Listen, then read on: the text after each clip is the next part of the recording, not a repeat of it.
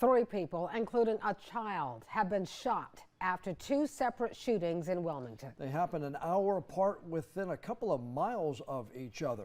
WECT's Emma Dollenmayer is live at the scene of the most recent shooting. Happened just a couple of hours ago. Emma, do police think there is any connection here? Fran and John, police do not have any reason to believe that these 2 shootings were related, nor were they random acts of violence. Now, police just cleared the scene behind me minutes ago. They were out here collecting evidence and putting evidence markers up, one of them actually being on this white car you see right behind me. Now, here's what the scene looked like a couple hours ago. The call came in just after 3:30. Police haven't released details on the man shot, but we're told he's expected to survive. He's being treated at Novant Health, New Hanover Regional Medical right now. Police don't have any leads on any possible suspect right now.